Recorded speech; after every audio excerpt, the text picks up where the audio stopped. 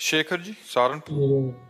राधे राधे महाराज जी। महाराज जी, आपकी वाणी, आपका सत्संग अमृत के समान है और जीवन को बदलने में पूर्ण समर्थ है। महाराज जी, हम उसको पूर्ण रूप से अपने जीवन में कैसे उतार सकते हैं? नाम जप के प्रभाव से। जितना हम नाम जप करेंगे तो जानी हुई बात को आचरण में ला पाएंगे। जानकारी तो सबको है, लेकिन आचरण में नहीं ला पाते। जैसे हमें जानकारी है कि ये नहीं करना चाहिए, पर हम जानते हुए भी कर बैठते हैं। हमें जानकारी ये करना चाहिए, ये जानते हुए भी हम नहीं कर पाते हैं। इसमें कमी होती है नाम जप की। जितना हम नाम जप करेंगे तो हमारे पूर्व पापों का नाश होगा, हमारे अंदर अध्यात्म बल बढ़ेगा, हमारा जीवन सुखी होगा। यदि नाम जप नहीं करता जीव तो पूर्व के पुण्य से आज सुख भोग लो, कल तुम समस्याओं में फंस जाओगे। कल तुम ऐसे दुखों में फंस जाओगे जहाँ से तुम्हें कोई निकालने वाला नहीं होगा। इसलिए हमें चाहिए नाम जप के द्वारा हम अपने परिवार को सुखी रखें और स्वयं सुखी रहें। जैसे एक पिता बड़ी मेहनत करता है, करोड़ों रुपया कमाता है, अपनी बेटी के लिए सुंदर दूल्हा ढूंढता है, ब्याह होता है, खूब आनंद पूर्वक सब होगा। इसके बाद कुछ दिनों में दूल्हा मर जाता है, बेटी फिर घर आ जाती है। अब इस समस्या का क्या समाधान? करोड़ों रुपए कमाए, करोड़ों लगा दिए, सब मंगल हुआ, अब प्रारब्ध भोग ऐसा पलटा कि वो फिर घर आके बैठ गई। अब उसका क्या उपाय? अब उसके ऊपर पूरा बोझा दिमाग में, अशांति, अब जीवन भर अशांति, या फिर कोई नया रास्ता ढूंढे, फिर अशांति। ये इसीलिए कहते हैं भगवान का नाम जप करो, आप सुखी रहो और अपने परिवार का मंगल करो। यदि भगवान की आराधना नहीं करोगे तो सबसे पाप बन जाते हैं और वो पाप परिणाम में दुख देते हैं। हम अपनी जानकारी का सदुपयोग कर सकें, इसके लिए हमारे अंदर नाम बल चाहिए। राधा राधा, कृष्ण कृष्ण, राम राम, जो नाम प्रिय लगे वो खूब नाम जपना चाहिए। जी, ऐसे आपने बताया कि आपकी वाणी सुने कि भगवत प्राप्ति भी आराम से हो सकती है आपके बल से, नाम जप से। सत्संग में मतलब जो भी सुनते हैं लगता है कि अपने जीवन में उतर जाए। जो गुरुदेव कह रहे हैं ना कि वो पूरा का पूरा समर्पित हो जाए, जो गुरुदेव कह रहे हैं। लेकिन महाराज जी हो नहीं पाते, माया बहुत। हाँ, माया प्रबल है, लेकिन उससे भी प्रबल भगवान की कृपा है।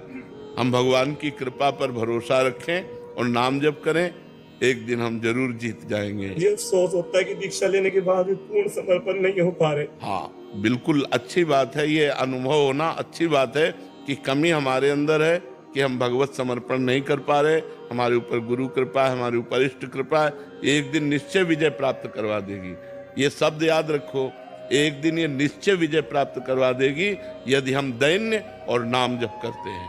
हमारे अंदर अहंकार ना आवे, क्योंकि अहंकार आने का मतलब पतन हो जाना। अहंकार ना आवे और नाम जब चलता रहे, विजय हो जाएगी, आनंद आ जाएगा। आप देख लेना जी। सनी यादव जी। राधे राधे महाराज जी, आपके चरणों में दंडवत प्रणाम। महाराज जी, पिछले साल एकांतिक वार्तालाप का हिस्सा बना, नए साल में एक नई शुरुआत करने की ठान ली। आपके एक सत्संग में सुना था कि लौकिक या पारलौकिक कुछ भी पाने से पहले अपने आप को कूड़ा बना दो, तभी चमक आएगी। मैंने भी अपने जीवन में उतारने का प्रयास किया। कूड़ा बनाने का मतलब होता है अहंकार रहित होना। कूड़ा बनाने का मतलब गंदा बना देना नहीं है। नहीं, कूड़ा बनाने का मतलब मैं कुछ हूं ही नहीं। जैसे तृणादपि शुनिचेन, जैसे उसे हम संस्कृत में बोले तो महाप्रभु चैतन्य देव कहते तृणादपि शुनिचेन, तृण से भी अपने को नीचा समझो। कूड़ा बना देने का मतलब है तृणादपि शुनिचेन, तृण से भी अपने को नीचा समझ। मैं सबसे छोटा हूं, मैं हूं, अधम हूं, मैं हूं, नीच हूं, मैं हूं। ये भाव आ गया, वो महान बन जाता है। ये भाव आना बहुत कठिन है। तृणादपि शुनिचेन तरोरी सहिष्णुना अमानिना मान देन कीर्तनीया सदा हरि। दूसरों को सम्मान करते हुए, दूसरे में भगवत भाव रखते हुए, अपने को सबसे सेवक नीच मानते हुए, सबका सेवक मानते हुए वो पार हो गया माया से। कूड़ा बनाने का मतलब गंदे आचरणों से युक्त हो जाना नहीं है, अपने अहंकार को मिटा देना है। तो महाराज जी, अपने आप को ऐसे बना देना है। मेरे मन में ये बैठ गया कि इस साल मुझे अपने आप को कूड़ा बना देना, एकदम नाम जप करना है। और 2026 में मुझे ऐसा पूर्ण विश्वास है कि मैं श्री जी की कृपा मुझ पर होगी। नहीं, 2026 में क्यों होगी, अभी है। ये कहना चाहते हैं महाराज जी, लिख रहे हैं कि मैं बड़ा बिजनेसमैन बन जाऊंगा, चमक जाऊंगा। नहीं, ऐसी भावना मत करो, नहीं तो श्रद्धा टूट जाएगी। होना होगा तो ऐसा हो जाएगा, नहीं होना होगा तो ऐसा मत सोचो, क्योंकि अगर वही केवल सोच रख ली और नहीं हुआ तो आपको अपनी साधना पर, अपने भजन पर, अपने इष्ट पर अश्रद्धा हो जाएगी ना, फिर जीवन बेकार हो जाएगा, असली में फिर कूड़ा हो जाएगा। नहीं, हाँ, हम कामना करते हैं, कामना करने का अधिकार है कि हम भी अच्छे बने, लेकिन हमारे भाग्य में अगर होगा तो हो जाएगा, नहीं है तो नहीं होगा। देखो, ये वर्तमान की खेती है, हमारी बात को सब लोग समझो, ये तुम्हारा वर्तमान का व्यापार है, नाम जप। लेकिन जो आपने भूत में किया है उसका परिणाम मनुष्य जीवन में आ चुका है। जैसे आपको 26 में क्या भोगना है ये पहले से लिखा हुआ है। ये जो आप कर रहे हो ये आगे का पर है, ये आज का नहीं है कि आज किया और कल आपको मिल जाएगा, ऐसा नहीं है। जैसे किसान खेती बोता है तो 5-6 महीने इंतजार करना पड़ता है ना, ऐसे जो आज कर रहे हो ये आगे आपको मिलेगा। लेकिन आज जो भोग रहे हो ये आज का किया हुआ नहीं है, ये पीछे का किया हुआ है।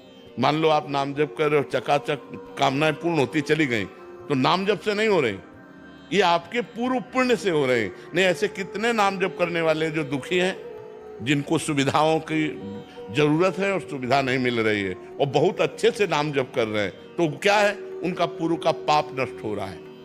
जिस दिन उनका पूर्व का पाप नष्ट हुआ, वर्तमान का भजन काम करके चमक जाएंगे, एकदम प्रकाशित हो जाएंगे। तो ऐसी कामना दृढ़ ना करो जिससे अपने इष्ट पे, अगर ये काम बन गया तो भगवान हम मानेंगे आपकी कृपा, अगर ये काम नहीं तो हो सकता है ना बने, प्रारब्ध ऐसा हो, फिर आप भगवान के प्रति अश्रद्धा कर लो, ऐसा ठीक नहीं बने चाहे नहीं बने, हाँ, ये बात, प्रयास करना, नया रास्ता मिलना, हाँ, ये मनुष्य जीवन का कर्तव्य। हाँ, जो एक हमारे चतुरासी जी की पहली लाइन है, जोई जोई प्यारो करे सोई मोहि भावे। अगर ये बात दिमाग में रख के चलोगे तो जीत जाओगे माया पर, कि प्यारे की जैसे। हमारी तो इच्छा थी कि ऐसा हो जाए, लेकिन हमारी इच्छा नहीं, जोई जोई प्यारो करे, प्यारे की जैसी इच्छा वैसे है। ये कामना करना गलत है क्या? प्रभु से अपना, प्रभु से कामना करके प्रभु के ऊपर छोड़ देना ठीक है, कामना करके हठ करना ठीक नहीं है। जैसे हम कामना की और इसके बाद प्रभु के ऊपर ही छोड़ दिया कि हमारी ये इच्छा है लेकिन आपकी जैसी इच्छा हो, अगर इसकी पूर्ति होने में हमारा मंगल है तो हे मंगल भवन प्रभु, मुझे पता नहीं, ये मैं आपके ऊपर छोड़ता हूँ, जिससे मेरा मंगल हो वही आप। प्रतिकूल हो चाहे अनुकूल, संभावना बना के रखे, बस यही बात बनी रहे दिमाग में तो है। जैसे ये बात बोली और यही बात दिमाग में बनी रहे तो आप संसार की यात्रा आराम से पार कर सकते हो, दुख में भी आनंद पूर्वक आप पार कर सकते हैं। श्री हरिवंश महाराज जी, मैं एक शिक्षिका हूं तथा 2 साल से यूट्यूब के माध्यम से आपसे जुड़ी हूं तथा आपके द्वारा बताई गई दिनचर्या व निरंतर नाम जप भी चल रहा है। महाराज जी, राधा रानी की कृपा से भागवतिक माहौल है घर में, मेरा लक्ष्य सिर्फ राधा रानी के चरणों की सेवा करना है तथा मुझे बहुत आनंद, परंतु विद्यालय में अन्य शिक्षकों तथा प्रधानाचार्य आदि के चरित्र धूमिल होते जा रहे हैं महाराज जी, आजकल जैसा देखा जा रहा है, जिससे बच्चे भी गलत राह पर जा रहे हैं। विरोध करने पर काफी बार पद से हटा दिया गया। मेरी दुविधा है कि नाम जप निरंतरता ना छूट जाए, इसलिए मैं नौकरी छोड़ना चाहती हूँ, परंतु मेरे पतिदेव आर्थिक सहायता के लिए मैं ऐसा करना, महाराज जी मेरे को समझ नहीं आ रहा मैं क्या करूँ अभी। देखो, जो रहीम उत्तम प्रकृति का कर सकत कुसंग, चंदन विष व्यापत नहीं लपटे रहत भुजंग। आपको उत्तम प्रकृति बनानी पड़ेगी, ऐसे गंदे माहौल में भी आपको उज्जवल रहना है। जैसे कमल कीचड़ में पैदा होता है, जल के ऊपर रहता है, उसका कनेक्शन कीचड़ से होता है, लेकिन वो देवताओं की सेवा में आता है, वो कीचड़ कहीं भी आप नहीं देखेंगे कमल में। ऐसे ही हम माया में प्रकट हुए हैं, माया में रहेंगे, हमारा कनेक्शन माया से रहेगा, लेकिन हम भगवान के बन के रहें। जितनी देर हम बच्चों को पढ़ाएं तो अपने भगवान को उनमें देखें। जो आपके अध्यापन कराने वाले मित्रजन हैं उनके आचरणों की तरफ न देखो, अपने अपने कर्मों का भोग स्वयं भोगेंगे। अपने को चाहिए कि उनके साथ भी बैठकर हम प्रेम व्यवहार करें। हमारी वार्ता, हमारा व्यवहार इतना निर्मल होना चाहिए कि उनका स्वभाव बदल जाए, ना कि उनके स्वभाव से हम दुखी हों या हमारे स्वभाव में अंतर पड़े। भक्ति बलवान होती है, उसका प्रभाव, उसका स्वभाव पढ़ना चाहिए। तो आप इतना नाम जप करें, ऐसा मधुर व्यवहार करें कि जो गलत भावना वाले हैं उनकी भावना भी बदले, और बच्चों को सुंदर पढ़ाइए। अर्थ की आवश्यकता आज है, जरूर है। पति पत्नी मिलकर अगर अर्थ कमाएंगे और दोनों मिलकर अपने परिवार का पोषण करेंगे, अच्छा रहेगा। अगर थोड़ी थोड़ी आय है और परिवार चल रहा है तो हम यही सलाह देंगे, नौकरी छोड़िए मत, नौकरी करिए, लेकिन हिम्मत वाली बनकर करिए, धर्म पूर्वक कीजिए, बच्चों को भगवान का स्वरूप मानिए, और अध्यापक जो पढ़ाने वाले हैं उनके साथ मित्रता का व्यवहार कीजिए, लेकिन उनका कुसंग आपके ऊपर ना आने पावे, आपका सत्संग उन पर प्रभाव करे, यही भाव रखिए। पुष्पा तिवारी जी जौनपुर से। राधे राधे महाराज जी, आपके चरणों में कोटि कोटि प्रणाम। महाराज जी, आप कह रहे हैं कि आपके परिवार में 8 सदस्य हैं, और जो जब पूजा गृह में जाते हैं तो 3 गुरुदेव हैं। पूजा घर में भगवान की कृपा से महादेव, रामद्वार, विष्णु जी। अब आप भी बताएं किनको भोग लगाएं। जब जो जाता है परिवार का वो अलग अलग टीका करते हैं महाराज जी, अलग अलग। महाराज जी कह रहे हैं कि इतने सारे हो गए हैं कि सबके गुरु जी अलग हैं, सबके। हाँ सब, हाँ कोई बात नहीं है। अब समस्या तो यही है, परिवार है और परिवार के सदस्य हैं और अपनी अपनी भावना है, तो हमें लगता है अपने अपने भावना के अनुसार जब पहुँचे वो पूजा गृह में तो अपने ठाकुर की आराधना, जैसे शिवोपासक है तो शिव को चंदन लगा दे और शिव की आराधना करे, रामोपासक है राम को लगा दे, और ये भाव रखे उनके ठाकुर हैं, उनके ठाकुर हैं, हमारे ठाकुर, क्योंकि प्रियता एक में होगी, प्रेम एक में होता है, अनेक में प्रेम नहीं होता है। प्रेम गलियति साकरी तामे दो न समाए, एक में होता है। एक तो होती ग्रामीण पूजा, ग्रामीण पूजा में तो शिव, राम, पार्वती, लक्ष्मी जी, गणेश जी, हनुमान जी, भैरव जी पूरा सब विराजमान है, और सबके तिलक लगाए और एक थाली में भोग रख दिए या चिरौरी रख दिए, वो एक अलग।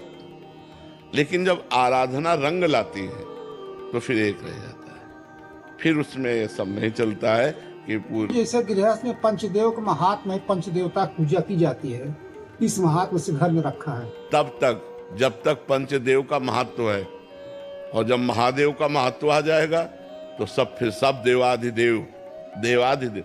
जैसे हम डाल, पत्ती, पुष्प सब में चंदन तिलक लगाएं और जल में हम पानी ना दें तो क्या वृक्ष सुरक्षित रह पाएगा? और अगर हम जल में पानी दे देते हैं तो हम डाल चंदन में पानी ना भी छिड़कें अगर, तो वो सुरक्षित रहेगा। तो सबकी जड़ कौन है? परब्रह्म परमात्मा भगवान।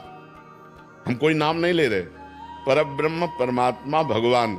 अब उन्हें राम कहो, शिव कहो, कृष्ण कहो, हरि कहो, भैरव कहो, दुर्गा कहो। अभी प्रेम जब आएगा, धर्म और प्रेम दोनों में अंतर है। जैसे एक है लोक धर्म, तो लोक धर्म का जब हम त्याग करते हैं तो भागवत धर्म में आते हैं, और जब भागवत धर्म का त्याग करते हैं तब हम प्रेम धर्म में आते हैं। जो यहाँ चर्चा हो रही वो प्रेम धर्म की हो रही, कि जब हम प्रेम करेंगे तो वो एक से होगा। जब हम आराधना करते हैं, शुरुआत करते हैं, तो जैसे हमने शुरुआत की थी तो कम से कम 20, 25 चालीसा पढ़ते थे। जब 13 वर्ष की अवस्था से बाबा जी बने तो दिन भर चालीसा ही पढ़ते थे, शिव चालीसा, राम स्तोत्र, ये चालीसा, ये चालीसा, ये चालीसा। धीरे धीरे पढ़ते पढ़ते भगवान शिव की कृपा से श्यामा श्याम में। अब जैसे श्यामा श्याम तो सिर्फ श्यामा श्याम। हाँ, अब हमारे पूरी उपासना में श्यामा श्याम को देने वाले आचार्य और आचार्य का मंत्र देने वाले गुरुदेव और श्यामा श्याम, बस आचार्य, गुरुदेव, श्यामा श्याम। पूरे परिकर में जो हमारे होंगे, पक्के होंगे जो, बस इससे ज्यादा नहीं होगा। आचार्य, इष्ट, गुरुदेव, बस इतना ही होगा। वो अपनी उपासना मतलब श्यामा श्याम के। रसिक अनन्य निशान बजायो, एक श्याम श्यामा पद प्रीति, श्री हरिवंश चरण निज सेवक, बिचले नहीं छाड़ी रस रीति। तो अब जैसे पंचदेव आदि हैं, इनकी आराधना की है, ऐसा थोड़ी कि नहीं की। अब एक क्लास है, जैसे स्कूल जाते थे जब हम 3-4 में, तो इतना बड़ा बस्ता होता था। जब जूनियर हाई स्कूल आए तो छोटा हो गया, और जब डिग्री में चले तो एक मोबाइल ही काफी है। मान लो अब तो मोबाइल चल गया, नहीं तो पेन और डायरी, क्योंकि पढ़ाई का एक स्टेज होता है ना। अब वो इस स्थिति में पहुंच गया कि अब प्रेम गलियति सांकरी तामे दो न समाए, जैसे पार्वती जी से सप्तऋषियों ने जाके कहा कि आप तपस्या किसके लिए कर रहे हो?